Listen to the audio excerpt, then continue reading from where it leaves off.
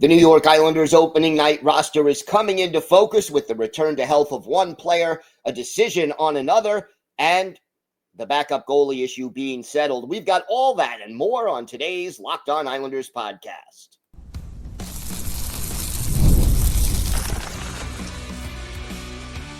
Your Locked On Islanders, your daily podcast on the New York Islanders. Part of the Locked On Podcast Network, your team every day. Welcome, everybody, to the Wednesday edition of the Locked On Islanders podcast. We are part of the Locked On Podcast Network, your team every day. I want to thank everyone who makes Locked On Islanders your first listen every day. Don't forget to subscribe on YouTube or wherever you listen to podcasts so you never miss an episode. Today's episode is brought to you by FanDuel. Download the FanDuel app now by visiting FanDuel.com and win $300 in bonus bets if your first $5 bet wins.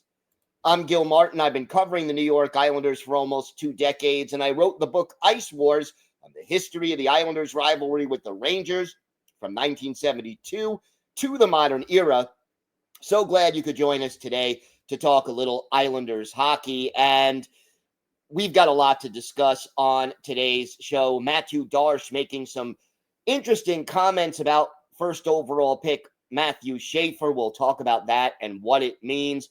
The backup goaltending situation has, at least for now, been resolved, and we've got some new line combinations to look at with the captain back in training camp and ready for the season opener. Plus, we'll have our Islanders birthday of the day and a lot more.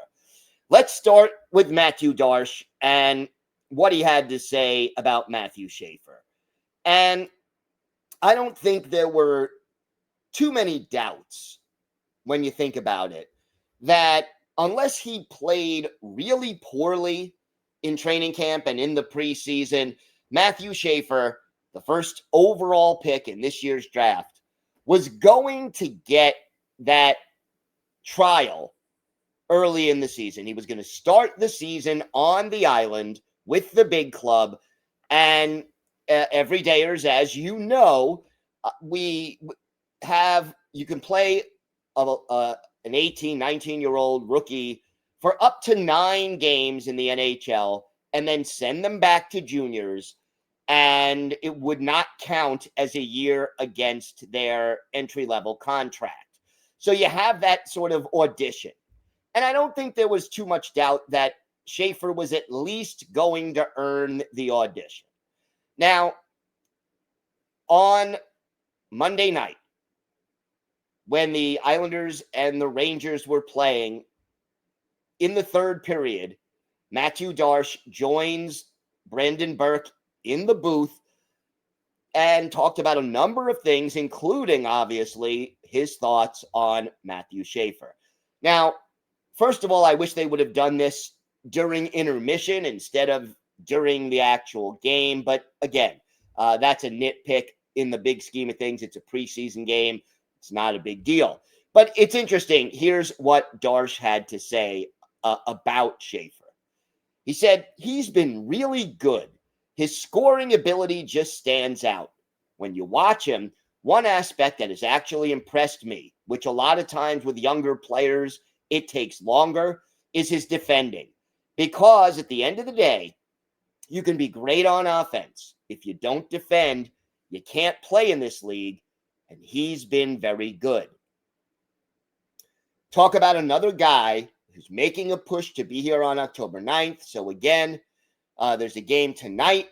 There's a game on Thursday. We'll make final decisions, but he has been as advertised.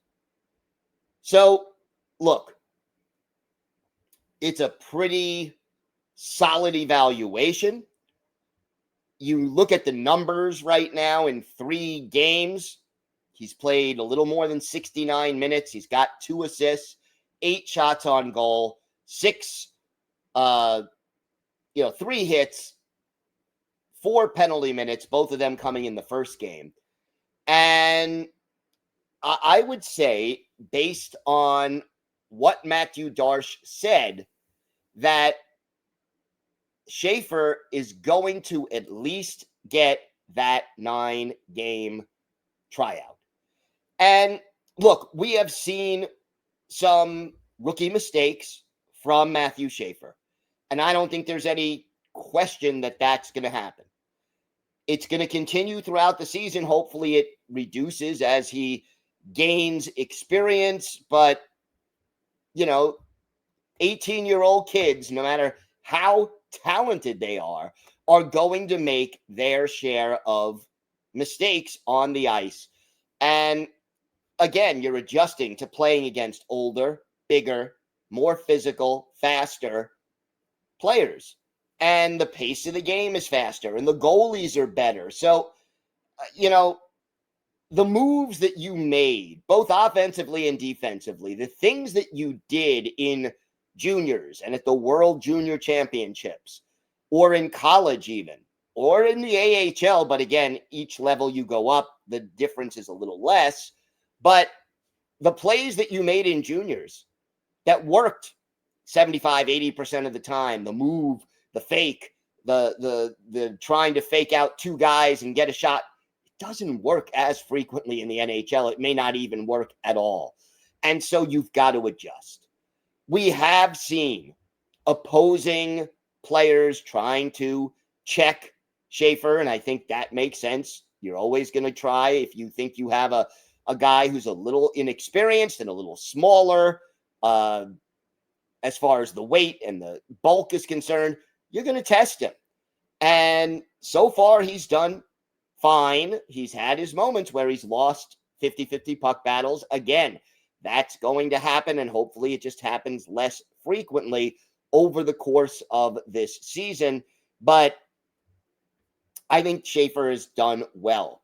And I love the one of the things that I've really, really enjoyed watching is how much he hustles on defense. And we've seen at least two plays where, and we saw it every day. As remember, I mentioned this yesterday on the show, where yesterday it was Matt Rempe coming in on a breakaway. Schaefer was behind the play, skated all the way back, caught him, used his stick to stick check the puck away, and the breakaway was broken up without a shooting opportunity. It gave his teammates time to get back. That kind of hustle on defense, that kind of effort is what you want to see from Matthew Schaefer. And I think I'll go a step further. And we saw this against the Rangers on Monday and in some of the other games that we've seen Schaefer play. Scott Mayfield has been a really good pairing with him. Why? Mayfield is big. He's physical. He has already shown that he will stand up to anybody who tries to take a run at Schaefer. And that, he has experience. He can sort of almost be a second coach on the ice. He can anticipate some of the moves that Schaefer is likely to make. He can talk to him on the ice, tell him what he needs to do. Let's say if there's a face-off, you've got, 10, 15 seconds in between the whistle and the drop of the puck to resume play. Mayfield could say to Schaefer, hey, watch this guy. He likes to do this. If this guy does this, you come. There's communication that can be made on the ice. And I think Scott Mayfield, as an experienced veteran, is a great candidate to be able to help Matthew Schaefer in his development. So based on what Matthew Darche said, he's not finalizing anything. He did not say, yeah, Matthew Schaefer has made the team for opening night.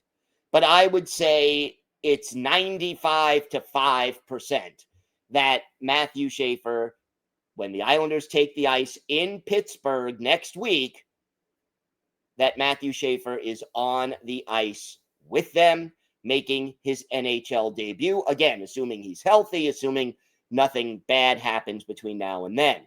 And then you will see up to 9 games as a trial. And I'm going to put this out there now. If Matthew Schaefer doesn't play beyond the 9 games, it is not the end of the world.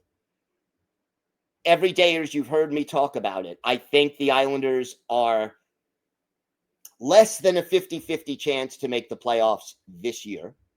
I'd love for them to prove me wrong, but if it's the pass or don't pass bar, I would say they're probably not likely to make the playoffs. So the development of Matthew Schaefer and of other prospects and younger players is more important to me than it is to rush this kid into the NHL if he's not ready. Now, I think he looks pretty ready. I think he's shown a willingness to learn. I heard, in fact, after the overtime goal by the Rangers, which Schaefer was on the ice for, he came right over to Patrick Waugh and said, hey, what can I do differently? And Waugh said, hey, it really wasn't your fault on that play. And it wasn't. I think it was more on Kyle Palmieri if you watch the replay. But the important thing is the willingness to learn, the fact that he said, hey, what did I do wrong and how do I fix it right away?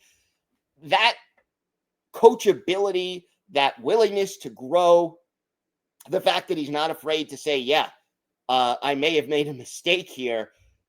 All of those things are good signs for Matthew Schaefer and the New York Islanders. So looks like he's going to be here for at least the first 9 games, and I'm looking forward to seeing his likely NHL debut in the Islanders season opener, which, believe it or not, is just 1 week away.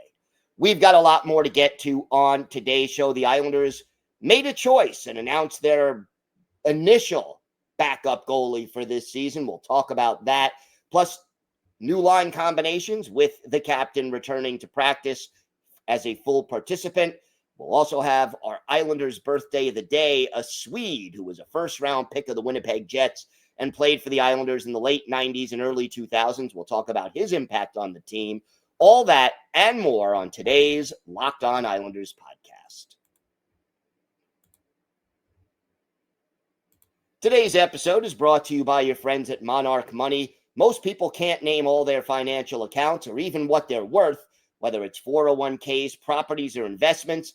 And when you don't have the full picture, you can end up leaving money on the table. That's why there's Monarch Money. It's an all-in-one personal finance tool that brings your entire financial life together in one clean, easy-to-use interface on your laptop or your phone. Monarch is built for people with busy lives. If you've put off organizing your finances, Monarch is for you. Monarch does the heavy lifting for you. You can link all your accounts in minutes, see clear data visuals, get smart categorization of your spending, and finally feel in control of your money without ever touching a spreadsheet. And if you and a significant other share financial accounts, this can help both of you stay on the same page. So don't let financial opportunity slip through the cracks. Use code LOCKEDONNHL at monarchmoney.com in your browser for half off your first year. That's 50% off your first year at monarchmoney.com with code LOCKEDONNHL.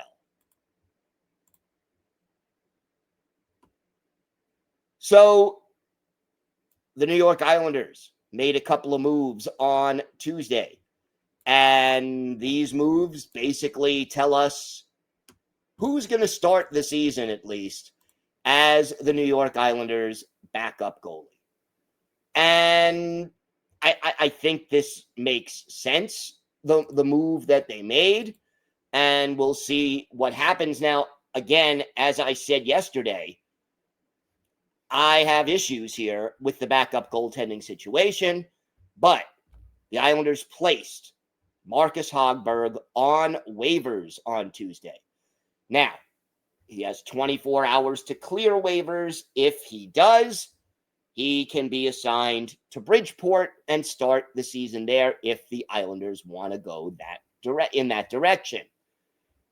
However, the Islanders could not opt to send him down to Bridgeport, or another team could claim him, and that would be it for Marcus Hogberg's tour of duty with the Islanders organization. And it means that David Rittich, who hasn't played great over the course of the preseason, will start the season as Ilya Sorokin's backup. Now, in addition to Marcus Hogberg, the Islanders waived forward Matthew Highmore. Again, he, in 24 hours, if he clears waivers, they could send him to Bridgeport as well. We'll keep you posted about that. And look, we knew coming into training camp that if the Islanders organization, if Matthew Darche, if Patrick Waugh had confidence in Marcus Hogberg, they would not have signed David Rittich. Okay? And, neither one of them were all that impressive in the preseason. Hogberg had a 3.56 goals against average. He did have a .900 save percentage, but again, those are below average to average numbers at best. And Rittich was worse. He had a 3.58 goals against average and an 8.55 save percentage. Rittich was a little better in high danger situations, but again, it really comes down to trust and how the coaching staff and the front office feel about these potential backup goalies. And, after their loss to the Rangers, Waugh had this to say about Rittich. He said something that he had a couple of bad reads, but I will say this, he's a great pro. So I have no worry about him. I think he has the quality to be able to evaluate himself very well. And if he says that he had a couple of bad reads, I'm on his side. So, I know he's a great competitor. He's going to do everything to help the team, and I have a lot of trust in him. So, we'll see what ends up happening. And look, we still may see another move. There are other goalies who could sign with the Islanders if they are waived at some point. I don't necessarily know if there will be a better candidate on waivers. Do you want to go Alexander Georgiev? I could possibly see, especially if they lose Hogberg on waivers, I could see them trying to sign, another veteran to pair with Tristan Lennox in Bridgeport. But overall, when you kind of break it down, the ultimate question becomes, do you trust David Rittich? And the thing about Rittich, if you look over his NHL career, he seems to alternate between a really good year and a mediocre year. And, last year was mediocre with LA, which was an excellent defensive team, one of the best in the league, and he was still kind of mediocre. And yet, the year before, he was lights out. Really, really statistically incredible with the Kings. Same thing during his time with the Flames. He had one really, really strong year and then one really, really mediocre year. So if you're going by that, and no guarantee that the pattern continues, but if it does, he's due for a good year. And look, 15 back-to-backs, you have an older roster. In my mind, you want to see this backup goalie or whoever the backup goalie or goalies are, whether Varlamov somehow returns midway through the season, or whether, if Rittich falters and they call up Lennox, or if they keep Hogberg in the organization, they call up Hogberg. Your backup goalies are going to hopefully play around 30, 32 games in a year. 15 back-to-backs, let's say they're going to play 13 or 14 of those. And again, it'll depend on where the Islanders are in the standings, but hopefully, Rittich gets the job done. It is an area of concern. I think 2 of the 3 goals he gave up against the Rangers were, goals he would want to have back, for lack of a a better way to put it. He didn't play the angle good on one of them. These are, and he himself admitted it, as you heard Patrick Roy say. But if we can get, the Jekyll out of the Jekyll and Hyde of David Rittich, I think the Islander fans would be happy with it. The thing is, you don't know if you're getting the good version or the mediocre version, and only time will tell. Time now for, we got a lot more to get to. We'll talk about the line combinations. They changed again as a key player returned to practice in full for the Islanders. We'll talk about that and have our Islanders birthday of the day next on today's Locked On Islanders podcast. Today's episode is brought to you by FanDuel. The NFL season is here, and FanDuel has an offer that you don't want to miss. Right now, new customers can bet just $5, and you'll get $300 in bonus bets if you win. That's right. Pick a bet, put down $5, and if it hits, you'll unlock $300 in bonus bets to use across the app. I love how FanDuel gives me so many ways to play. I've built parlays to try to increase my odds. I've tried player props, and I've even followed the live lines during games. It makes watching football so much more exciting when you've got a little something riding on the action. And whether you're a casual fan or love diving into the stats, FanDuel makes the game day experience so much better. So what are you waiting for? Visit FanDuel.com to download the FanDuel app today and get started. If you win your first $5 bet, you'll get $300 in bonus bets to use across the app. So FanDuel.com, check it out today.